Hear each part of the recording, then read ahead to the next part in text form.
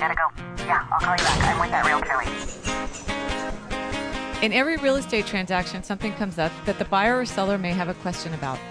But in the heat of the moment, the question goes unanswered. Each episode, I talk with real estate experts and real estate vendors to provide a look at what goes on behind the scenes in the real estate world to get you answers.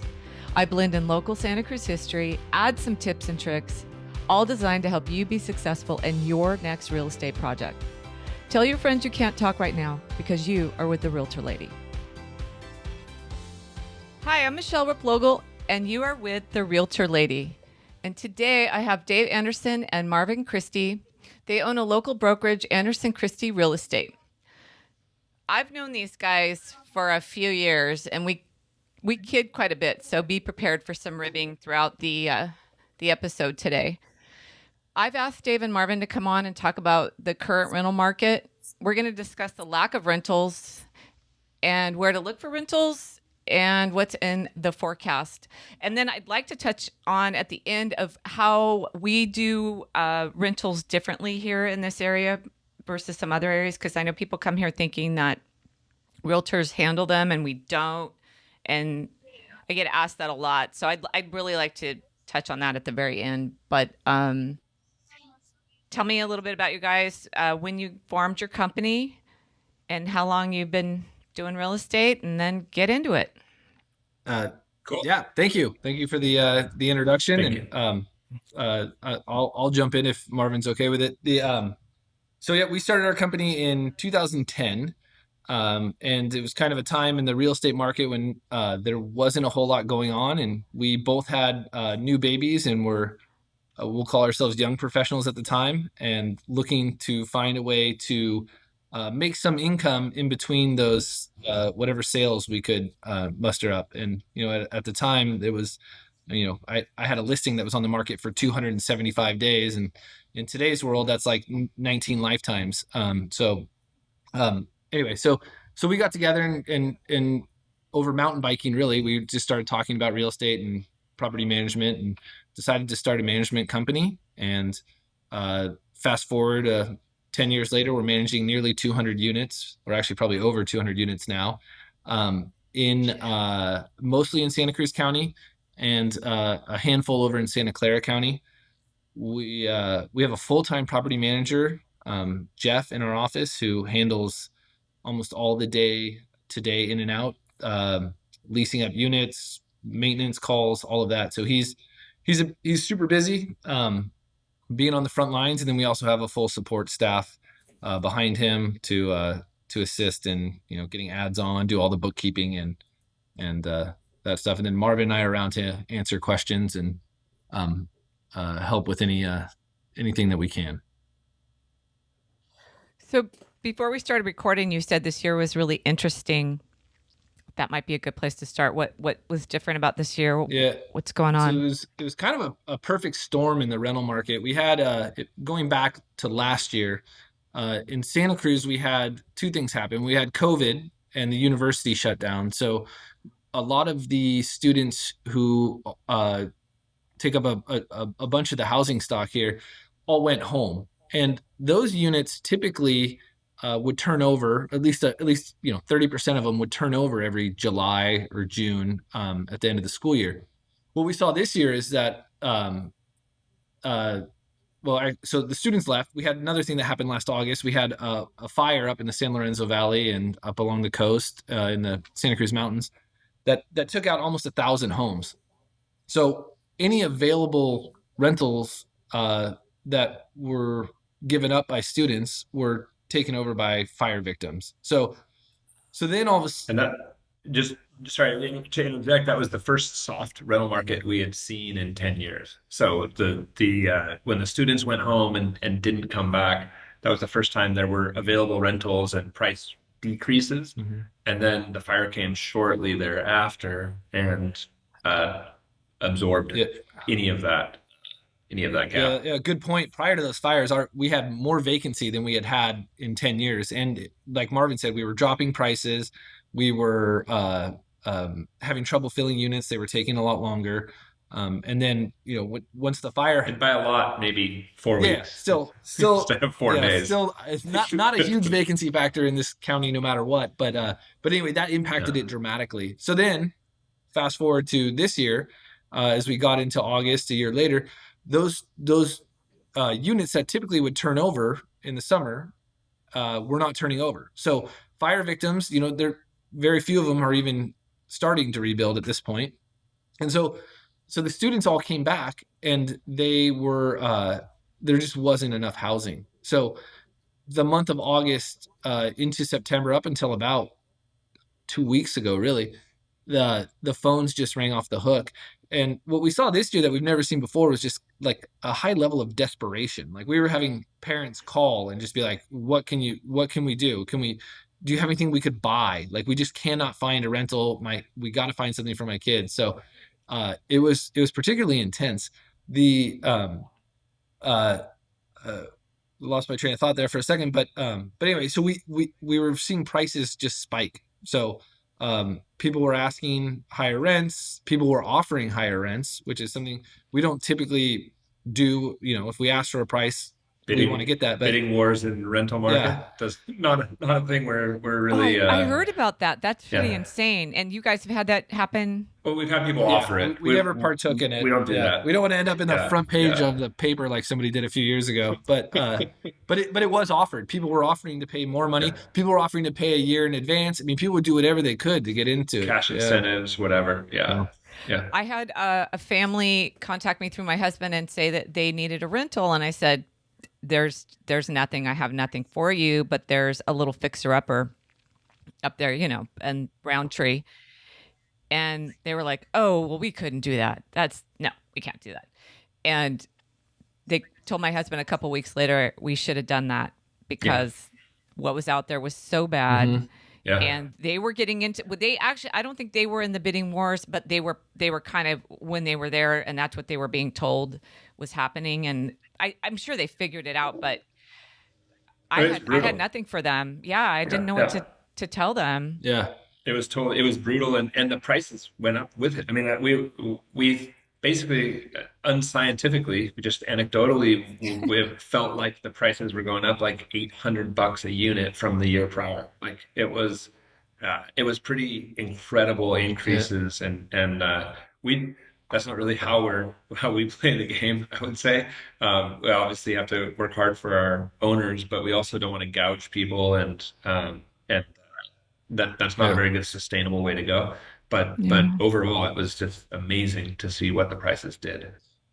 I know as realtors, we get accused of jacking up prices and artificially inflating. And unfortunately, I feel like we're just kind of, Markets dragged behind a truck on a dirt road. It's like, if we could. We do not make the market. And in fact, like the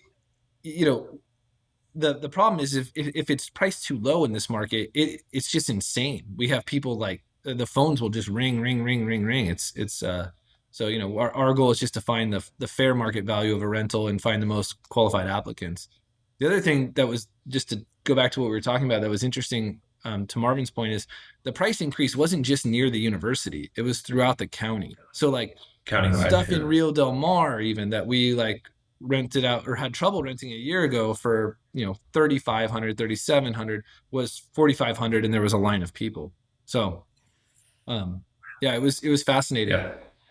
I will say that now, just in the last few weeks, it feels like it's softened a little bit. I mean, like, absolutely, the prices are not maybe as peaked as they were. The frenzy is less. I think the university thing has kind of settled in. People found where they're going, or figured out something else. And so we're, I wouldn't say the market is dramatically softer, but it is somewhat softer. No. Okay. So what do you see next spring being like? Because what I also saw is I saw literally I'm selling, I'm not renting, but I didn't see anything really come up this spring at all. Like, there was no waiting for them to graduate or move on, and then they were going to, get ready to sell it. I saw maybe like 2 or 3, and I think it was that COVID holding pattern. Mm-hmm. What do you see? Do you see it being a little bit better next spring for more inventory, for at least turnover for investors and or parents? I I don't see it. It's Okay. it's impossible. I wish we could predict the market because we'd only have to do it once or twice, right? But yeah, I don't see it. There's so much demand, and to be quite frank, the rental market doesn't make a lot of sense for investors in Santa Cruz. A 3% return on your investment is not sufficient for most people who in order to take that much risk. So it's it's kind of an interesting time. I feel like anything that comes up for sale, not anything, but most things that come up for sale are being gobbled up by the influx of tech money that's moving here, and it doesn't seem like the rental market is going to benefit from that. It's going to only suffer. Yeah. We won't get into rent control here. We don't have enough time. Oh, really? Well, yeah, it didn't help. It didn't help That the just drives me situation. crazy because Yeah. I live above King, and I just watch these rentals turn into single family homeowners, and I just watch Yeah. it, weekly. Yeah, They just totally. turn, and Yeah. granted, some of them weren't the best neighbors. We had one on King that just turned over, and they were slobs, and it Right. had big parties. But at the same time, I was kind of sad to see it go. I was like, Absolutely. it We held a all- lot of kids, It helped. We all know people who need them. Yeah. And Yeah. and it's there are a lot of people that we grew up with here in town who can't afford to live here, can't afford to buy a house, and now they can't even afford to rent. So it is brutal. Unfortunately, rent control doesn't do a good job of suppressing pricing, so we don't have to get into it. But I will say that they haven't found a way to make that work. The I state think it passed- made it worse, and everybody said it Well, would. It made they it worse. actually did study it. Last time it was on the ballot 2 years ago. How many rentals ended up selling that were not put back on the rental stock? It was 100 units. I wish I would have checked Yeah. the numbers, No, but it was a I think at huge the end amount it of- was like 185. Yeah. I think Yeah. Janet Romanowski was telling. She might still have it. She was doing a survey. She would call everybody who had a sale and ask who they sold it to. we participated in that. We helped Yeah. her. Yeah, we helped her calling people and doing that. Yeah, it was. God. She had a lot of statistics from it, I'm supposing. But yeah, that's what happened last time, and then and it doesn't control pricing. It's unfortunate. What would be nice is to create some more of the affordable housing and transitional housing and whatnot. But Well, that's just silly. Yeah. You mean build some more? To me, it's the only answer. I mean, it's a simple supply and demand, right? There's more demand than the supply, and to have affordable housing, we just need to have more of it. So, yeah. A client said something to me I thought was kind of profound. She was wandering around UCSC, and she said, I think it'd be better if they just tore down the existing buildings and build those more dense and better. My husband's worked on quite a few of them, and he says they're just kind of duct taping everything together, and they're not spatially well laid out.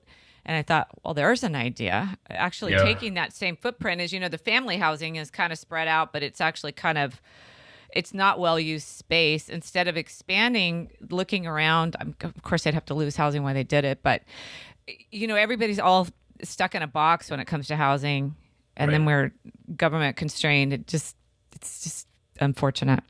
Yeah, it is. There is. When you look at UCSC and the amount of land they have, I'm sure there are solutions that could be accomplished, but it would take a little bit of coordination and action. Yeah. I grew up on Bay Street, and I was such a, little dumb kid. I never really knew they were up there. They didn't come down a whole lot. They were on the buses and they were downtown, the students, but I just wasn't aware of it. I'm completely aware, living a couple blocks from where I grew up, and it's very apparent, but it's the way it grew up so fast. They just didn't manage it, and it just got away from them. And Yeah. So no improvement on the lack of rentals. It's not going to get any better. It doesn't feel like it to me. It feels like it's just that. I was just gonna say I Sorry. can't see how it will in just a few months. Yeah. Mm-mm-mm. And then when people call you to look for it, like, I mean, I'm sure people call you, where do I look? How do I find a rental? What can I do to get in one? Is there? It's a common question. Yeah. We manage a small fraction of what's available, right? In town. It's not it. So when you call us and just by chance, do you have a 3-bedroom, 2-bath home that we need? The chances of that are slim. But yeah, most of our advertising, most of our traction, I would say, comes from Craigslist. That just happens to be the local favorite in Santa Cruz area. We advertise at the university. We advertise through Zillow and whatever. But Okay. it's what do you say, 90%, Dave? I mean, it's huge. It's at least 80%. Yeah, it may have been 90 at one point, but I think we're seeing a little bit more through like the Zillow sites and apartments.com and some of those syndicate sites, but ultimately it's Craigslist. Unfortunately, people don't want to hear Yeah. that. The problem is on Craigslist you have to weed through scams, and there's a lot of them. So be Those are careful. huge. Any For any red flag, Anomalies. like do not send anybody money if they say they're on a mission trip. I mean, we hear about it all the time. So Someone impersonated me. Just yeah. yeah. The person came to, and we were a house we were selling over in Prospect Heights. They came to my open house and said, "I just wanted to meet you and make sure you weren't really trying to scam me because someone took your pictures from the MLS and put a rental ad for this property and asked me to send them money to hold it for them." And anyway, and so there's scams all the time. If it seems too good to be true, it probably is. And make sure you're renting from a reasonable source. I mean, check us out. We're a brick and mortar building, two offices here in town. Like we're real people, and we're not going to have you wire money or get Walmart gift cards and pay your rent. That doesn't happen. do the research. I mean, if it's a listing, I've had people call me and say, Yeah. is this for real? And I'll be no. I've also had people send me, this happened last summer, they sent me 3 emails about the whole saga. Mhm. And I'm just like, I can't help you. I don't know what to tell you. Right. It's not real. Stop engaging with them. Yeah. Stop engaging. Yeah. It's not a thing. Don't even respond. Terrible. Now they have your information. Sadly, people Yeah. they want to believe it's real because often the scam is they take something that Oh. would rent for 4,000 and they advertise it for 1,800, and I don't blame people for getting excited about it, but yeah, you got to be careful out there because if it like Marvin said, if it sounds too good to be true, it probably is. So what's the best way to approach you guys? Is it a full application, financials, credit report? I mean, how do people look really good to you? We do. All that is considered in our process, but we start with the in-person viewing of the property, and that's the key. We don't accept applications for people who have not seen the property in person. That doesn't work. Anyway, but there's plenty of people that will show up to the property and see it before they apply. We do a background check and credit report and ask for pay stubs and do all that normal vetting. But it has to start with a phone call or an email and a scheduled appointment. Yeah. Verify the real person. Dave, you promised me stories. What do you have for me? Well, yeah. What do you want to know? We're gonna write a book someday, but the good and bad about being a landlord. But we've run into it all. It feels like over the last 11 years. However, every time we say that something new comes across our desk. We've had calls from tenants that are just bizarre, and sadly, I think there's more at play there. With there may have been mental illness involved, but we had to deal with a tenant who was just insisting that the neighbor was burning her shoes with lasers, and how do you handle that? Like it's it's a tough property management call. We tried to go. I will say that as a general rule, when dealing with tenants, the main thing is people often just want to be heard, right? So like most of the calls, we want to fix the problem, but sometimes it's just kind of a complaint, but people want to be heard. So we always make a point to hearing somebody out. This is one of those cases though where you're just like, hey, I'm trying to help you, but I don't know what to do. We can't find any lasers. Right. Your shoes don't The even. aluminum foil you lined your shoes house look with fine. doesn't work. Yeah. Yeah. Yeah. The other one was we had a guy who was he unfortunately he was getting evicted because he wasn't passing. He was health and safety risk. He had too much stuff in his room or whatever. But he just kept showing up at our office, and he just wanted to keep talking. And it was like it was out of our hands. It wasn't anything we could deal with. Was that when you were on Bulkhead, the one guy that used to come all the time? Yeah. Was it that guy? Yeah, it was. And you know him. He has he has. Well, yeah, because when your office was That's left, amazing. he'd come We were sit in across ours. the street. Yeah. He You're welcome. Yeah, thanks. Yeah, thanks. We should have locked. Great to Yeah, know us. Cheryl loved him. We should have locked it more. He just was one of those. He was always nice, harmless, but just we couldn't reason with him. He just was like he had to say something, and he thought we could help him, but ultimately there wasn't much we could do for But him. he couldn't get rid of all those paper bags that he was saving. He had to help himself, So, it was- we had done all that we could at that point to try to help him. The part about the story that's interesting is 8 years have gone by. We have not had any interaction with him. He's not at a property that we manage, but the same thing was happening again. This is just like in the last 6 months. And he started showing up at our new office, and I said, if I couldn't help you then, I cannot help you now. Like we gave him your new address, Michelle. Don't Oh, worry. did you? he Okay. said, go to Mission Street. No.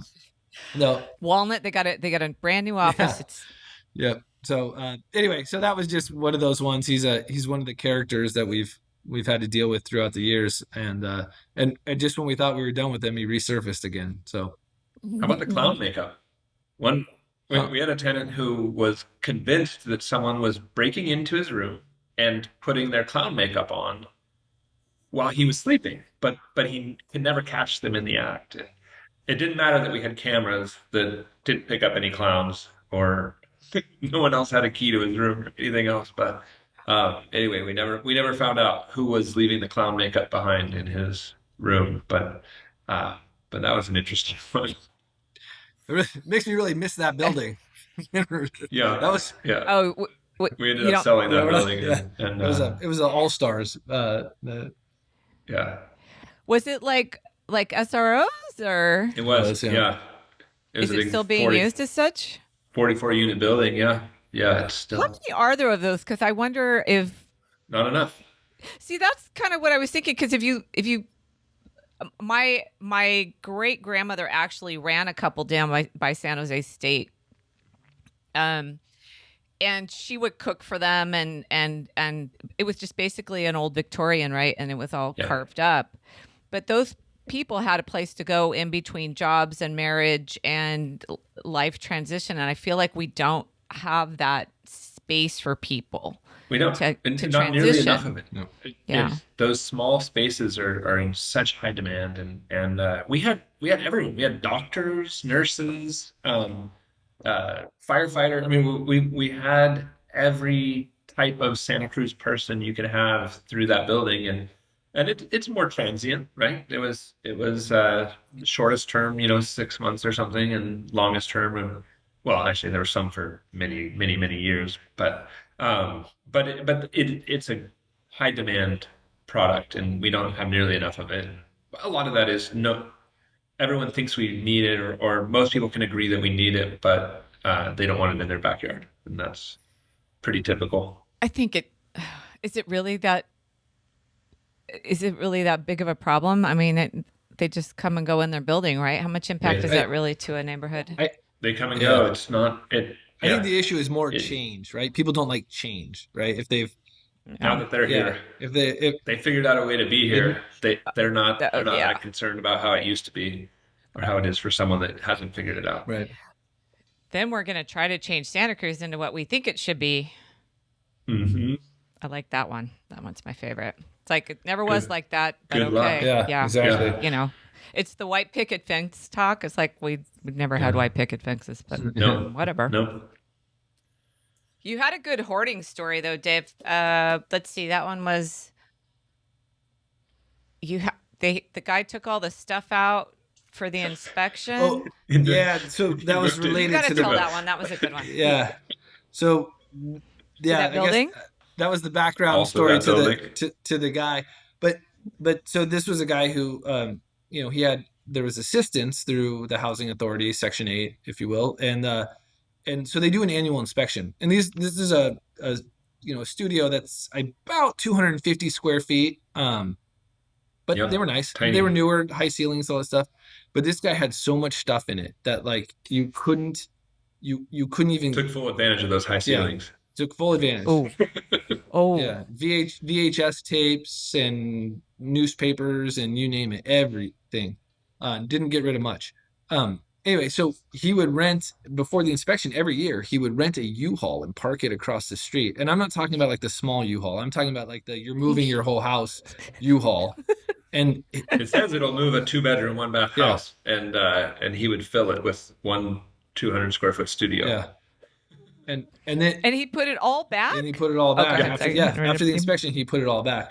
So this was an interesting one because he didn't get it done in time, and he had gotten extension and extension and extension, and finally the owner was like, I'm not doing this anymore. Like, if he doesn't pass the housing authority thing, then he has to move on. So we wouldn't extend the next housing authority inspection for him. So he just pulled the cabinets off the wall, and we got this call on like a random afternoon say the cabinets just fell off the wall. Like, yeah, that's not how it works. So sorry. So anyway, he was trying to get the inspection postponed because there was something that needed to be repaired, but he caused that repair. Right. So He didn't stick around much longer. Oh, he didn't. No. And where was this building at? Santa Cruz, Downtown. outskirts of downtown. Just outside of downtown. Yeah. Let's see. We wwe going to talk a little bit about. So I always get calls from people from LA wanting me to hire me to Oh, right. Yeah. to find them a rental, and I say that we You don't should do do that, that. Michelle. Yeah. Could you imagine? Totally do that. No, it's brutal, and I'm not actually sure how people make a living doing that. But here, it's just not an accepted practice. So a lot of the property owners here are mom and pop, right? They own one or two properties, whatever, and so they're certainly not paying a finder's fee. They manage it themselves. They're not going to pay a realtor to show their property and find a tenant. Yeah. So there just isn't a market for it here, and that's everyone has to get paid for what they do, and tenants have offered to pay us the money, but even then, it's just we're not set up for it. There's no central list. There's no it's just not something we can really accomplish. We would have to be a much more organized society. Well, I think there'd have to be more. I envision in LA that someone says what they need to rent and where they work, and then they figure out the neighborhoods and the areas, and then the commute probably, and where they, you know what I mean? Like they could go to other areas where we have an ocean and a mountain, and that you only have so much in there. Oh yeah, exactly. It's so constrained, and yep. They never believed me though. I'm like, no, we don't. Yeah. Yeah. Well, it's not a. Yeah, like Marvin said, that the owners don't usually pay for that like they would on a sales transaction. I know in big cities they do, right? If there's they will pay a cooperating broker fee for somebody who brings a qualified tenant, but we just don't have that here. And even on MLS, if somebody's advertising a rental, it's usually $100 to an agent who brings it in. So it's hard to put somebody in your car and drive all over the county showing rentals. And for $100. So just it doesn't we don't have that here. It's just not set up for it. There was a time we there was a time it didn't seem that bad. Yeah. For $100, sure, I'll drive you around. Yeah. Oh my gosh, that seems like such little money now. Everything's Gas so is expensive. $5 a gallon. You better find the right house quick. So Yeah. How do you know gas prices are up? Because the lines are longer at Costco. oh yeah. Costco gas. Right. Yeah. Totally. It's like, Yeah. anything else we should know about property management? What don't we know? I guess anyone doing it on their own should just make sure they keep track of the laws, the changes in the laws. There's a lot of tenant-centric laws that are passed on a regular basis, and so the forms change, the requirements change, and we end up bailing out a lot of owners who have been doing it forever this way and using their old forms and always done it this way, and then they want us to take over, and it's like, well, why do you want that? Oh, well, because this tenant is pushing back, and they don't want to pay me for the last 2 years of rent that they haven't paid. And anyway, they get away with a lot because if the landlord doesn't do it right, they have more to lose. So that I would say that's an important component of property management that we get involved with a lot is helping people stay compliant. Wow. Yeah, the amount of paperwork that from when we first started doing this 11 years ago to now on a typical lease is, it's probably quadrupled. So a perfect example of what Marvin's talking about is, was it last year or the year before? There was a form to be exempt from the state rent control on a single family home, but you had to provide this form to your tenant by a deadline. And I would say 90% of the mom and pops had no idea. They just didn't know that you needed to do it. So, and if you didn't, and they would have been exempt, they would, yeah. Oh, so it has, and instead they weren't because they didn't provide the form. Yeah, serious repercussions on something like that. So staying on top of that stuff is important. Those repercussions come from when you want to sell the property. I mean, we see it all the time. Someone wants to sell. Oh, this is my rental. Well, yeah, and now your tenant is protected, so that's going to be harder to do. And anyway, so yeah, it's an interesting balance. so the moratorium was lifted, but are there still rights that tenants have because of COVID to still stay on the property? There are still some rights from COVID hangover, and there's still state rent control that was passed, and the city is sort of, I think, sort of in between at the moment. So yeah, so there's quite a few factors at play. I don't know if this is a good resource, but for people coming into the area and renting and people thinking about being landlords, I send them to the UCSC housing site because it seems to have all the latest on there. And that way I can just be taken out of it completely for knowing it because they update it. And if they're UCSC affiliated, they'll talk with them about it too. So I just send them there. No, that's a good source for sure. They stay up on it, and they have, and it's a lot of it is tenant centric, and that's good. That's a good perspective for landlords to see as well. Don't you think? Because then they can really kind of see what it looks like. Totally. And what they're being told. Yeah. Yeah. Yeah. And yeah. It's a job. It's not a hobby or a something you can dabble in. It is property management is a job, and it's why we have support staff to run that whole division, because it's not anyway. There's a lot going on. I have one rental and I don't like it. I don't like it at all. I don't like anything about it. It's not my thing. I will probably not be one of these investors that cashes out at a certain time and make all this money. Yeah. It's not for everyone. Yeah. It's Michelle, either you have to have a great property manager or stomach for it. We'll send you an agreement. You can look it over. We'll give you a good deal. Good work. Yeah, there was somebody in town who was always trying to get my business, and you probably know who she is. And it's like, when that client comes to sell, there is no way you're giving that client back. And I'm not stupid, but yeah. Well, to be fair, we have several real estate agents who refer us business, and we do protect those relationships, and we have many times, even if the